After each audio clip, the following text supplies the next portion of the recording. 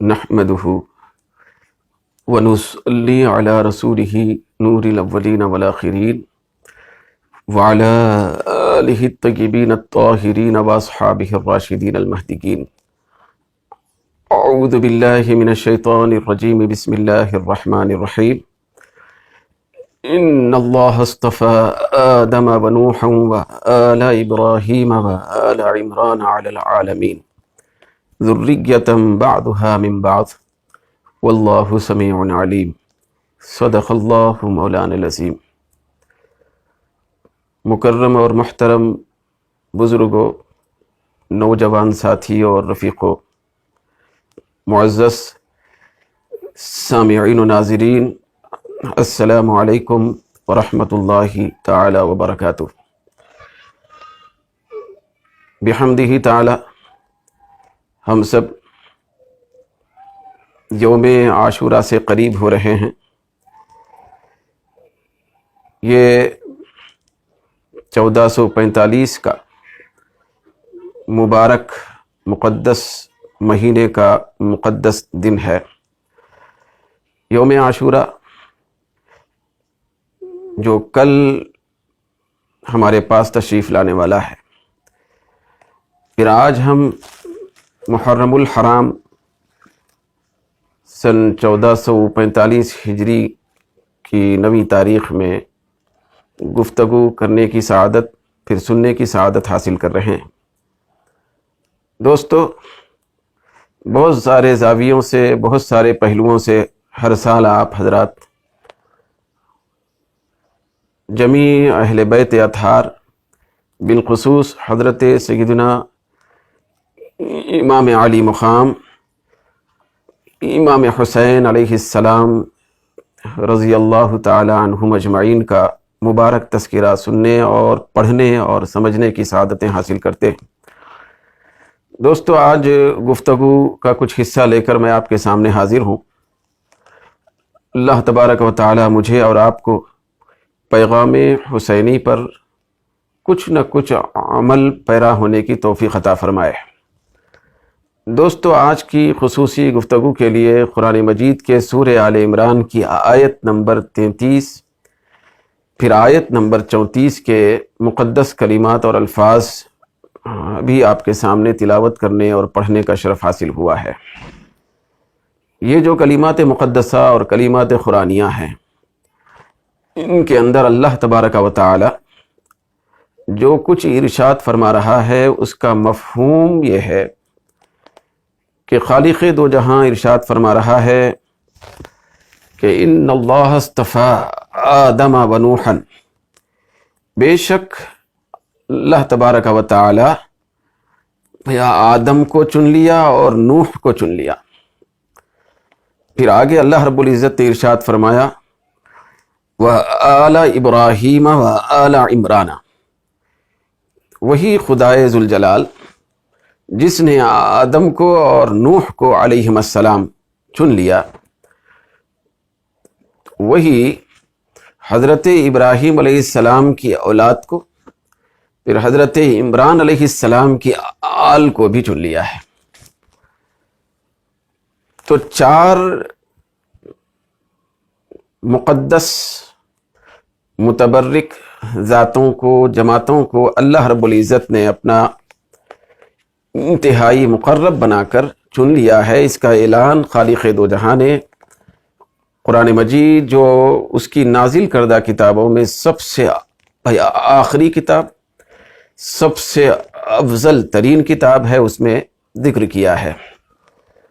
پروردگار عالم پھر آگے ارشاد فرما رہا ہے کہ علی العالمین، میں نے آدم کو بھی چنا، نوح کو بھی چنا، پھر میرے ابراہیم کی آل کو بھی چنا، پھر میرے خاص بندے عمران علیہ السلام کی آل کو بھی چنا. کس پر چنا؟ کن پر چنا؟ کن لوگوں کے مقابل میں چنا؟ تو اس کو بیان فرماتے ہوئے اللہ نے ارشاد فرمایا علی العالمین، تمام عالموں پر میں نے ان ہستیوں کو چنا، میں ان بندوں کو چنا. یہ بندے کون ہیں؟ تو اس کا تعارف کراتے ہوئے اللہ رب العزت نے آگے فرمایا ذریۃ بعضھا من بعض، یہ بھئی اولاد ہے، نسل در نسل ہے، پھر اولاد در اولاد آنے والے یہ طبقے ہیں، بھئی ان کے درمیان میں اس طرح کا اتحاد ہے کہ ذریۃ بعضھا من بعض، یہ ایک دوسرے کی اولاد ہے۔ پہلے کے لوگ وہ باپ ہوئے، بعد میں آنے والی جو اولاد ہے وہ اولاد ہوئی، ذریت ہوئی، تو اس طرح یہ ایک دوسرے کی اولاد بنے۔ تو خاص طور پر اللہ تبارک و تعالی نے یہ اولاد کا ذکر فرمایا، ذریت کا ذکر فرمایا، پھر ادھر ابراہیم علیہ السلام کے حوالے سے ان کی آل کا ذکر فرمایا، پھر عمران علیہ السلام کی نسبت سے ان کی آل کا ذکر فرمایا، اور ان سب کو چننے کا اور منتخب کرنے کا تذکرہ فرمایا۔ پھر آگے اللہ رب العزت نے فرمایا واللہ سمیع علیم، اللہ بڑا سننے والا اور جاننے والا ہے۔ دوستو، قابل غور بات یہ ہے کہ اللہ تبارک و تعالی اپنے بندوں کو چنتا ضرور ہے۔ جب اللہ تبارک و تعالی بندوں کو چنتا ہے، پھر چن کر اپنا مقرب بناتا ہے اور اپنے قرب خاص میں ان کو رکھتا اور بٹھاتا ہے، تو اللہ تبارک و تعالی کے فضل و کرم اور اس کی عنایت سے وہ بندے مختلف منصبوں پر، مختلف کرسیوں پر، پھر مختلف منزلوں پر فائز ہو جاتے ہیں۔ دوستو، یہ بات طے ہے کہ اللہ تبارک و تعالی جب کسی کو خاص طور پہ چنتا ہے، پھر اللہ رب العزت بھئی اس ارادے کے ساتھ چنتا ہے کہ یہ میرا نبی ہو، پھر اس ارادے کے ساتھ چنتا ہے کہ یہ میرا رسول ہو، تو اللہ تبارک و تعالی کے استفاء سے، یعنی استفاء کا مطلب چننا، جیسے کہ اللہ نے فرمایا ان اللہ اصطفیٰ، بھئی اللہ نے چن لیا، تو یہ جو استفاء فرماتا ہے اللہ رب العزت، یعنی چنتا ہے، پھر اس ارادے کے ساتھ چنتا ہے، اس مشیت کے ساتھ چنتا ہے کہ یہ میرے نبی بنے اور میرے پیغمبر بنے، میرے رسول بنے، تو اللہ تبارک و تعالی کے ارادے کے ساتھ تو اس طرح چنے جانے کے بعد وہ ذوات مقدسہ نبی، رسول اور پیغمبر بنتے ہیں۔ پھر اسی طریقے سے دوستو، اللہ تبارک و تعالیٰ کا جو چننا ہے، پھر اللہ تبارک و تعالیٰ کا منتخب کرنا ہے، کسی کو اپنا بنانا ہے، پھر کسی کو اپنی بارگاہ خاص میں بٹھانا ہے، تو یہ صرف نبیوں کے ساتھ ہی خاص نہیں ہے، ہر زمانے میں خالق دو جہاں چنتا ہے، پھر اس کے چنندہ بندے اس کی اپنی مخلوق میں رہتے ہیں۔ یہ الگ بات ہے کہ مخلوق میں سے کوئی ان کو پہچانتا ہے، کوئی نہیں پہچانتا ہے، مخلوق میں سے کوئی ان کا احترام کرتا ہے، کوئی نہیں کرتا ہے، مخلوق میں سے کوئی ان سے محبت کرتا ہے، کوئی نہیں کرتا ہے، مخلوق میں سے کوئی ان کی منزلت اور مرتبے کو جانتا پہچانتا ہے اور کوئی نہیں جانتا اور نہیں پہچانتا ہے، یہ الگ شکل ہے۔ لیکن اللہ تبارک و تعالی ہر زمانے میں اپنے بندوں کو چنتا ہے، تو جب اللہ تبارک و تعالی اپنے بندوں میں سے نبی بنانے کے لیے کسی کو چنتا ہے روز ازل، وہ نبی بن جاتے ہیں، رسول بن جاتے ہیں، پیغمبر بن جاتے ہیں، پھر اس کے چننے کی بہت بڑی ادا، پھر اس کا استفاء اعلیٰ، بہت زیادہ اعلیٰ طریقے سے چننا، چنتے چنتے اللہ تبارک و تعالی نبیوں کی جماعت کو، نبیوں کے افراد کو، نبیوں کے نفوس کو بھیجتا رہا، حضرت آدم علیہ السلام سے لے کر حضرت عیسیٰ علیہ السلام تک اس کے نبی اور رسول پیغمبر تشریف لاتے رہے، چن کے اللہ تبارک و تعالیٰ ان کو بھیجتا رہا۔ جب اس کے چننے کی بھئی انتہا ہو گئی، جب اس کا چننا اور اس کا استفاء نقطۂ کمال پہ پہنچا، تو اس وقت اس نے اپنے محبوب سرکار دو عالم، نور مجسم، امام الانبیاء، شفیع المذنبین، سید المرسلین، ہمارے آقا صلی اللہ علیہ وسلم کو چنا۔ اس کا یہ استفاء بہت بڑا اعلیٰ طریقے کا تھا، کیونکہ اعلیٰ پیغمبر کو چن کے بھیج رہا تھا۔ پہ اعلیٰ پیغمبر کو چنا تھا تو استفا اور اس کا چننا بھی اعلیٰ ہو گیا تھا. تو چنتے چنتے چننے کا جب اختتام ہوا تو ہمارے نبی تشریف لائے، ہمارے آقا تشریف لائے. تو اس طرح نبیوں کے چننے کا سلسلہ ختم ہو گیا. جب نبیوں کے چنے جانے کا سلسلہ ختم ہو گیا اور ہمارے آقا پر ختم نبوت کی مہر لگا دی گئی، پھر حضور کو خاتم النبیین بنایا گیا. سرکار کے بعد اب کسی نبی کے آنے کی کوئی کسی حساب سے کسی پہلو سے گنجائش نہیں رکھی گئی، مگر اس کے باوجود اللہ تبارک و تعالیٰ کا چننا ختم نہیں ہوا. بھئی اس کے چننے کی ادا باقی رہی اور قیامت تک اس کا چننا چلتا رہے گا. نبیوں کو چننا ختم ہو گیا، پیغمبروں کا استعفا ختم ہو گیا، پیغمبروں کا انتخاب ختم ہو گیا ہمارے سرکار پر. لیکن اس کا دوسرا چننا جو تھا نبیوں، پیغمبروں اور رسولوں سے ہٹ کر، وہ چننا بھی حضرت آدم علیہ السلام سے لے کر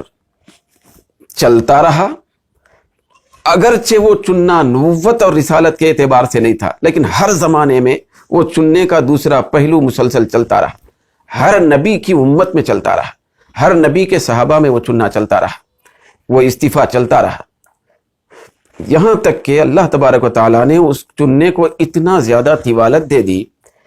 پھر اس کے مبارک چننے کو اتنا زیادہ وسعت دے دی کہ وہ خاص چننا جو نبیوں اور رسولوں سے ہٹ کر تھا، وہ چننا جو آدم علیہ السلام سے شروع ہوا تھا، اس چننے کو اللہ تبارک و تعالیٰ نے قیامت تک کے لیے جاری و ساری فرمایا اور پھیلا دی. وہ چننا ہے، وہ انتخاب ہے، ولیوں کا انتخاب، صحابہ کا انتخاب جو اپنے اپنے زمانے میں رہے. تو صحابہ بھی چونکہ ولیوں میں بہت بڑے درجے والے ہوتے ہیں، تو ان کا بھی انتخاب، ان کا بھی چننا ہوا، ان کا بھی استعفا ہوا. مگر اب صحابیت بھی ختم ہو گئی، مگر چننا چل رہا ہے، چننا جاری ہے. وہ ولیوں کی شکل میں ہے، صالحین کی شکل میں ہے، محبوبین کی شکل میں ہے، پھر عارفین کی شکل میں ہے. وہ چنتا رہتا ہے، چن چن کر اپنے بندوں کو اس دنیا میں، اس دھرتی پر بھیجتا رہتا ہے. تو اللہ تبارک و تعالیٰ نے چننے کا جب آغاز کیا، چنتے چنتے اللہ رب العزت نے نبیوں کو جہاں چننے کا سلسلہ رکھا، تو وہ اس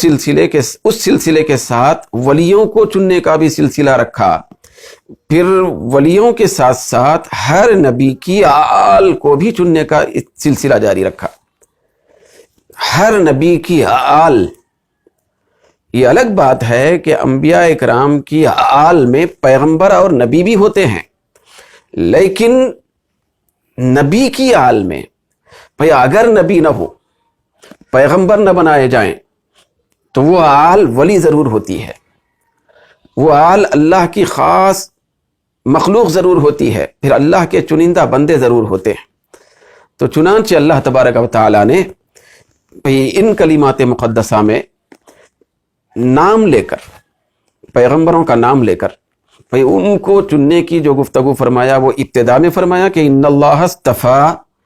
بے شک اللہ نے چنا. کس کو چنا؟ آدم، نبی کا اور پیغمبر کا نام لیا جا رہا ہے. پھر اس کے بعد آگے اللہ نے فرمایا ونوحن، نوح کو چنا. اس میں بھی نبی کا نام لیا گیا، راست طور پر نبی کا نام لیا جا رہا ہے، یہ بتانے کے لیے کہ میں نبیوں کو بھی چنتا ہوں. پھر اس کے بعد آگے خالق تو جہاں نے فرمایا وآل ابراہیم، میں نے ابراہیم کی آل کو بھی چنا. تو یہاں براہ راست حضرت ابراہیم علیہ السلام کو چننے کی بات نہیں فرما رہا ہے، بلکہ حضرت ابراہیم علیہ السلام کا نام لے کر ان کی آل کو چننے کا تذکرہ فرما رہا ہے. پھر حضرت ابراہیم علیہ السلام خود وقت کے پیغمبر، اللہ کے خلیل اور رسول برحق، تو وہ تو چنے ہی گئے ہیں بہت بڑے اچھے انداز سے. لیکن اللہ تبارک و تعالیٰ یہاں یہ بتانا چاہتا ہے کہ میں بھئی آدم اور نوح کا نام لے کر چننے کی جو بات کیا ہوں، تو اس سے اے میرے بندو یہ بتانا چاہتا ہوں کہ میں براہ راست نبی بنا کر نبیوں کو چنتا ہوں، وہیں پر نبیوں کی اولاد کو بھی چنتا ہوں، نبیوں کی آل کو بھی چنتا ہوں. وہ آل ابراہیم سے اللہ رب العزت نے یہ پیغام عطا فرمایا۔ پھر اس کے بعد رہی بات ولیوں کے آل کو چننے کی، تو آگے اللہ رب العزت نے فرمایا وآل عمران، میں نے عمران کی آل کو بھی چنا۔ حضرت عمران علیہ السلام یہ پیغمبر نہیں ہے، حضرت عمران علیہ السلام یہ اللہ کے نبی نہیں ہیں، اللہ کے ولی ہیں، جلیل القدر ولی ہیں۔ تو اللہ رب العزت نے حضرت عمران علیہ السلام کے حوالے سے بھئی ان کا نام ذکر کر کے، آل کا ذکر کر کے یہ بتانا چاہتا ہے کہ میں ولیوں کی آل کو بھی چنتا ہوں، وہ میرے چنندہ بندے ہوتے ہیں، سوائے یہ کہ اگر کوئی نافرمان ہے، باغی ہے خود نبی کا، خود ولی کا، تو وہ تو اس دائرے سے خارج ہو جاتا ہے۔ لیکن عام طور پہ اللہ تبارک و تعالی نبیوں کی اولاد کو بھی چنتا ہے، ولیوں کی اولاد کو بھی چنتا ہے، چن کر وہ ان کو اپنا خاص بندہ بناتا ہے، اور ایسا بھی چنتا ہے کہ علی العالمین، سارے عالموں پر بھی ان کی فضیلت ہو جاتی ہے۔ پھر اللہ تبارک و تعالی آل کا ذکر کرنے کے بعد مزید اللہ رب العزت نے وضاحت فرمائی کہ ذریۃ بعضھا من بعض، چاہے وہ میرے ابراہیم کی آل ہو، چاہے میرے عمران کی آل ہو، میرے اس بندے کی آل ہو جو پیغمبر ہے، میرے اس بندے کی آل ہو جو میرا ولی ہے، پیغمبر نہیں ہے، تو یہ ایک دوسرے کی اولاد ہے، ہر ایک دوسرے کی اولاد ہوئے، ایک دوسرے کے پیغام کو سمجھنے والے ہوئے، ایک دوسرے تک پیغام پہنچانے والے ہوئے، پھر ایک دوسرے کو اللہ کی شان اور نبی کی شان بتانے والے ہوئے، پھر یہ ایک دوسرے کے ساتھ اتنا زیادہ اتحاد رکھتے تھے کہ پہلے جو اولاد آئی تو ان کے جو کارنامے تھے، ان کارناموں کو، ان کے عمل کو، ان کے کردار کو، ان کے عقیدے کو، ان کے ایمان کے استحکام کو، پھر ان کے دین کے خدمات کو پیش نظر رکھ کر بعد میں آنے والی نسل اسی راہ پر چل کر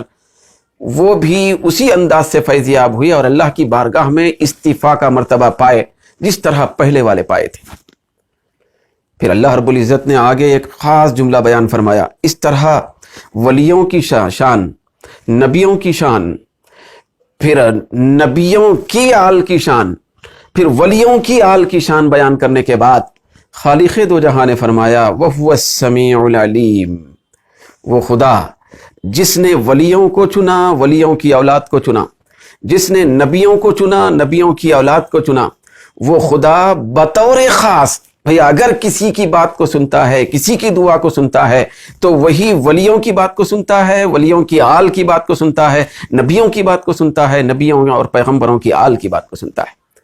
وَهُوَ السَّمِيعُ الْعَلِيمُ، وہ ان کی دعا، ان کی باتوں کو سنتا ہے۔ سننے کا مطلب ان کی بیان کی بھی باتوں کو اور ان کی دعاؤں کو، پھر اس کی بارگاہ میں اس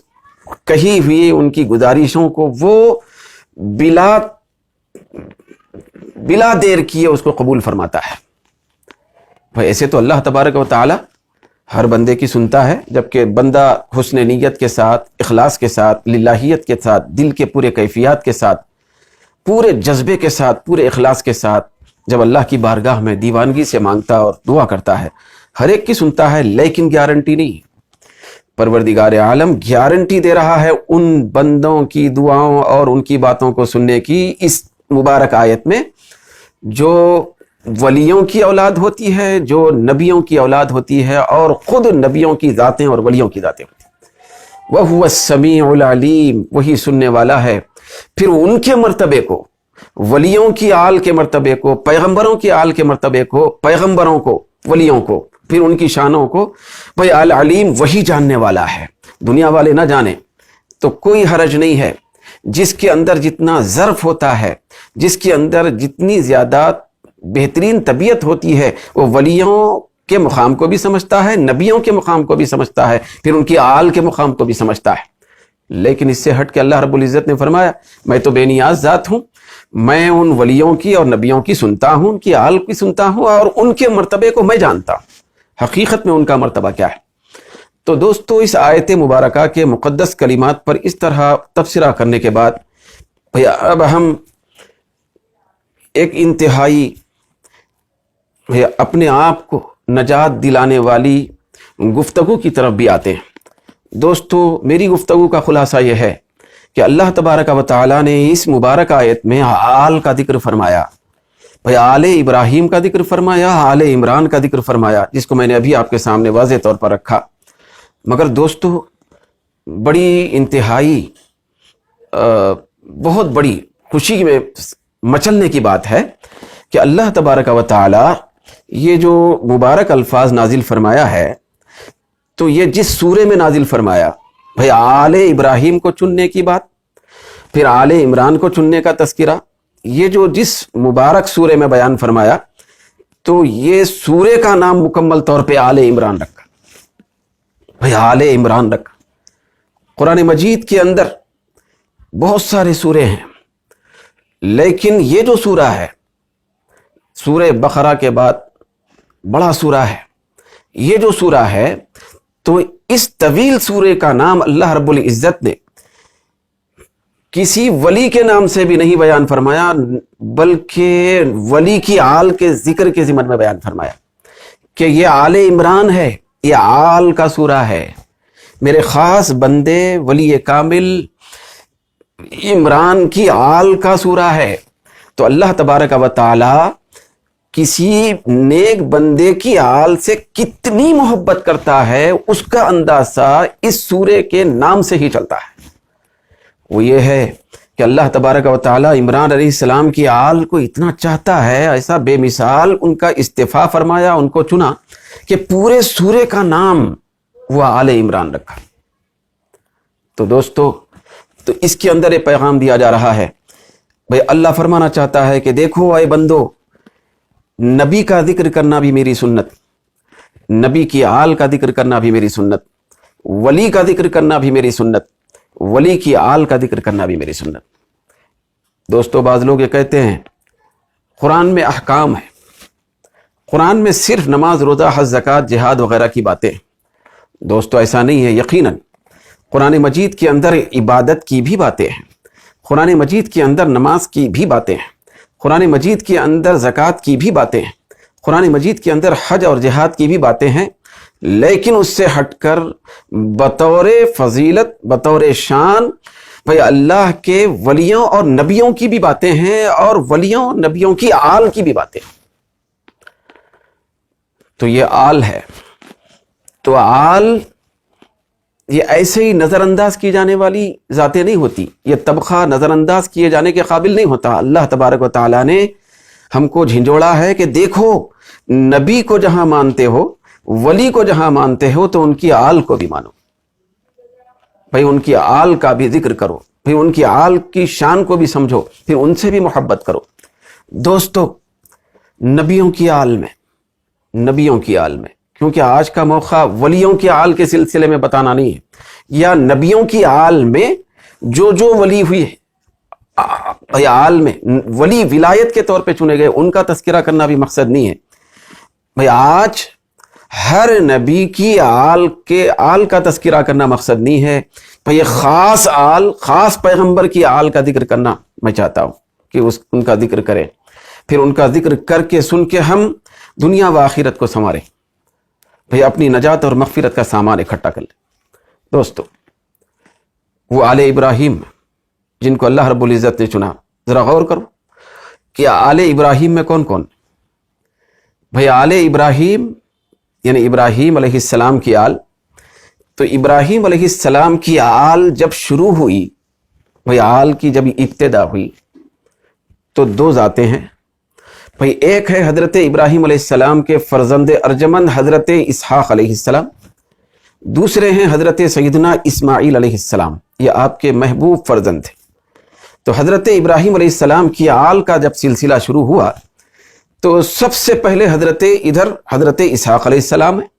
دوسری سمت میں حضرت سیدنا اسماعیل علیہ السلام ہے۔ حضرت سیدنا اسحاق علیہ السلام سے ابراہیم علیہ السلام کا سلسلہ آل جو چلا، اس میں تقریباً انبیاء اکرام تشریف لائے، بھئی ان میں کئی انبیاء تشریف لائے حضرت اسحاق علیہ السلام کی اولاد میں۔ تو ابراہیم علیہ السلام کے ایک بیٹے اور ایک فرزند محبوب جو اسحاق علیہ السلام ہیں، تو ان کی نسل میں، ان کی آل میں نبی آئے، اکثر نبی آئے۔ پھر ادھر حضرت سیدنا اسماعیل علیہ السلام، یہ بھی حضرت ابراہیم علیہ السلام کی آل کے پہلے مرکز. تو ان سے جب آل کا سلسلہ چلا تو اتنا طویل سلسلہ چلا کہ ادھر اللہ رب العزت نے ابراہیم علیہ السلام کی آل کو حضرت اسماعیل علیہ السلام کے ذریعے سے جو چلایا تو اس میں سارا سلسلہ ولیوں سے بھر دیا،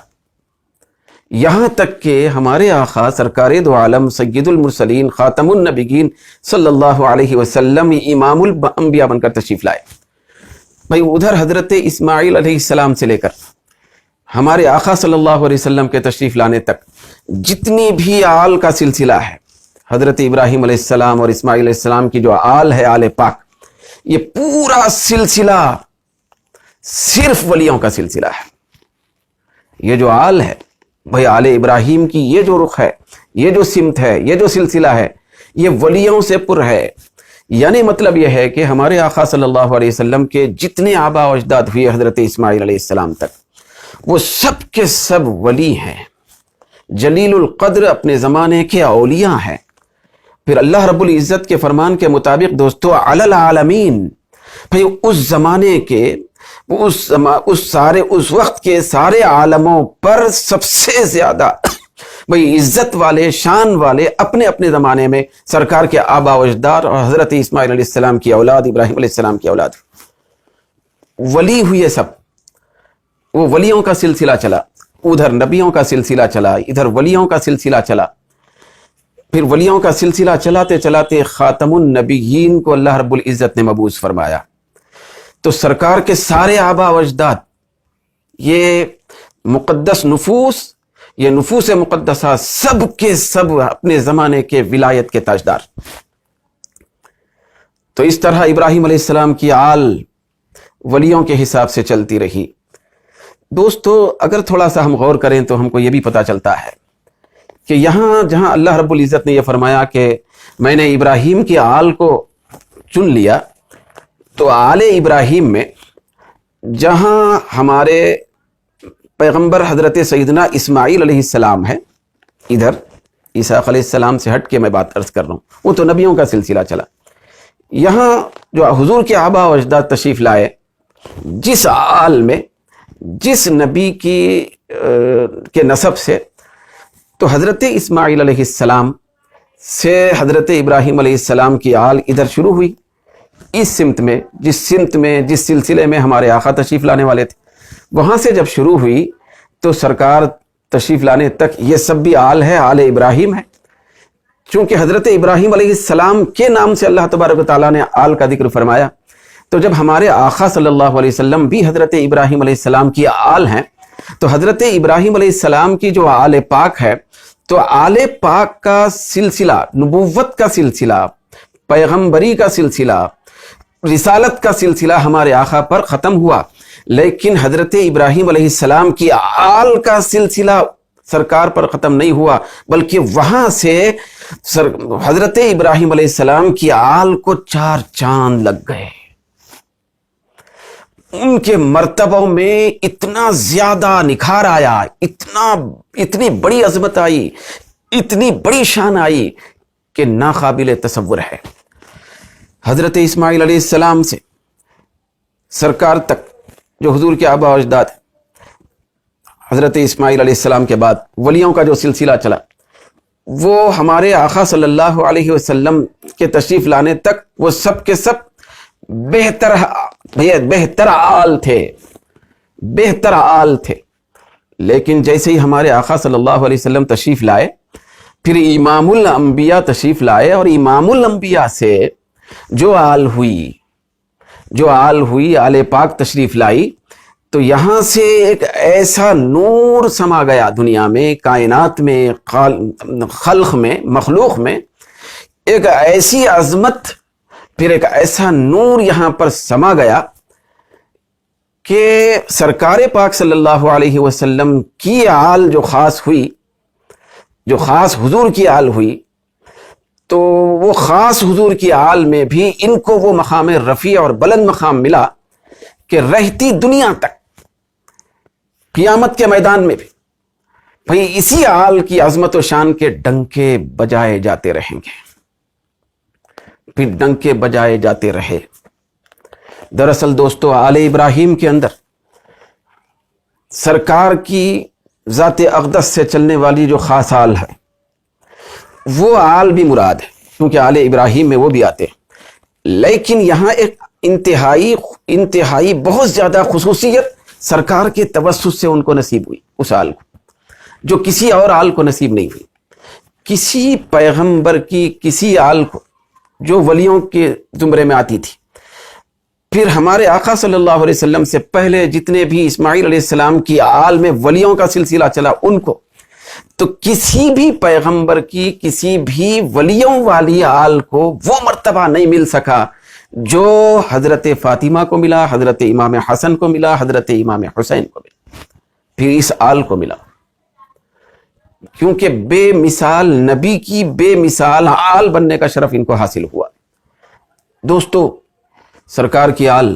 جو اللہ تبارک و تعالیٰ نے ان کو جو چنا وہ تو عام آل تھی ولیوں کی، نبی تو خاص اخص الخاص ہوتے، لیکن ولیوں کی جو آل تھی، ولیوں کی جو نسل تھی، ولیوں کا جو سلسلہ تھا، تو ان کو اللہ تبارک و تعالیٰ چنا عام طور پر، لیکن ہمارے آقا صلی اللہ علیہ وسلم کی جو یہ خاص آل ہے ان کو خاص طور پر چنا، خاص طور پر ان کا انتخاب فرمایا۔ چنانچہ جب حدیثوں کو ہم پڑھتے ہیں تو یہ جو مبارک آل ہے، پھر یہ آل جو ہے 4 نفوس قدوسیہ پر مشتمل ہے اصل میں۔ حضرت مولا علی رضی اللہ تعالیٰ عنہ، حضرت سیدہ کائنات فاطمۃ الزہرا رضی اللہ تعالیٰ عنہ، حضرت امام حسن علیہ السلام، حضرت امام حسین علیہ السلام۔ تو یہ جو 4 نفوس قدسیہ ہیں یہ حضور کی انتہائی خاص الخاصہ آل ہے۔ حضور کی اہل بیت، پھر حضور کی آل میں سے ان 4 کو بہت زیادہ خاص الخاص طریقے سے اللہ تبارک و تعالیٰ نے چنا ہے۔ یہ حدیثوں بھی سے ثابت ہوتا ہے، یہ روایتوں سے ثابت ہوتا ہے، سرکار دو عالم صلی اللہ علیہ وسلم کے فرامین سے ثابت ہوتا ہے، پھر قرآن مجید کی آیات سے بھی ثابت ہوتا ہے۔ چنانچہ دوستو، حضرت عبداللہ بن عباس رضی اللہ تعالی عنہما روایت کرتے ہیں، وہ فرماتے ہیں کہ آقائے دو جہاں صلی اللہ علیہ وسلم نے ارشاد فرمایا، میں عام اہل بیت میں سے خاص کرتے کرتے کرتے یہ 4 خاص بنائے گئے۔ بھائی ان کا مرتبہ بھی مسلم ہے، بھائی ان کی عظمت و شان بھی ان کے اپنے مقام کے حساب سے بہت بلند ہے، لیکن اس میں سے چنتے چنتے استفا فرماتے فرماتے اللہ تبارک و تعالیٰ نے ان 4 کو بھائی اتنا پیارے نرالے انداز میں چنا کہ جن کی عظمت و شان پر فرشتے بھی قابل رشک بن جاتے ہیں۔ دوستو، چنانچہ روایت میں آتا ہے کہ آقائے دو جہاں صلی اللہ علیہ وسلم نے ارشاد فرمایا کہ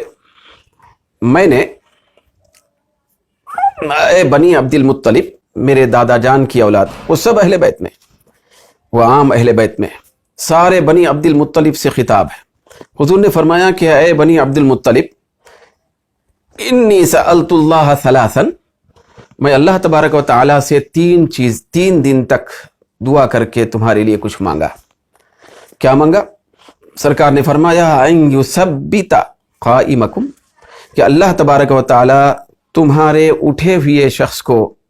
تمہارے قائم اور کھڑے ہوئے شخص کو، دین کے راستے میں کھڑے ہوئے شخص کو ثابت قدم رکھے۔ پھر دوسری دعا یہ ہے کہ آقا نے فرمایا وَأَن يَهْدِيَ ضَالَّكُمْ، تم میں سے